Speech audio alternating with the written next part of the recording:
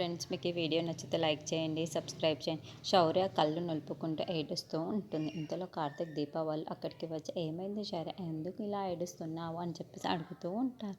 ఆ మాటలు వినగానే అక్కడ ఉన్న శౌర్య, ఎందుకో కళ్ళు చాలా మంటగా ఉన్నాయి, ఎందుకు మండుతున్నాయో తెలియటం లేదు అని చెప్పేసి అంటుంది. మాటలు వినగానే అక్కడున్న దీప, ఉండు నీకు ఆవిరి పెడతానని చెప్పేసి తన జింగును పెడితే ఆవిడ పెడుతూ ఉంటుంది. అక్కడ ఉన్న శౌర్య, నువ్వు అవసరం లేదు నాన్న పెడతారు నాకు అని చెప్పేసి అంటూ ఉంటుంది. ఆ మాటలు వినగానే అక్కడున్న కార్తీక్ ఒక్కసారిగా షాక్ అయిపోయి శౌర్య వైపుకు చూస్తూ ఉండిపోతాడు. ఇంతలో అక్కడున్న శౌర్య, పెట్టు నాన్న అని చెప్పేసి అంటూ ఉంటుంది. ఆ మాటలు వినగానే అక్కడున్న కార్తీక్ అయితే సరే అని చెప్పేసి దీప కొంగు తీసుకొని ఆవిరి పెడుతూ మరీ ఉంటాడు. ఇంతలో అక్కడున్న కార్తీక్ అయితే, తగ్గిపోతుంది శౌర్య, త్వరగానే తగ్గిపోతుంది, నువ్వు ఏడవద్దు అని చెప్పేసి అంటాడు.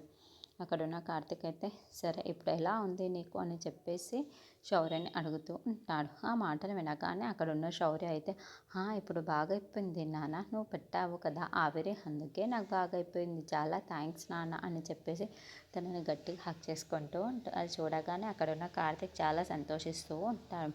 ఇంతలో అక్కడున్న దీపని చూసి, థ్యాంక్స్ అమ్మా, నీ వల్లనే నాకు కూడా తగ్గింది, మీరిద్దరు ఉంటే నాకు ఏమీ కాదు అని చెప్పేసి అంటూ అక్కడి నుండి పరిగెత్తుకుంటూ వెళ్ళిపోతూ ఉంటుంది. అది చూసిన కార్తీక్, దీప వాళ్ళు మాత్రం చాలా సంతోషిస్తూ ఉంటారు.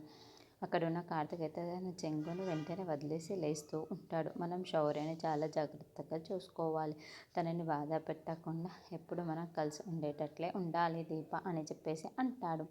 ఆ మాటలు వినగానే అక్కడున్న దీప్ అయితే, నేనేం చేశాను బాబు, బాగానే ఉన్నాను కదా అని చెప్పేసి అంటూ ఉంటుంది.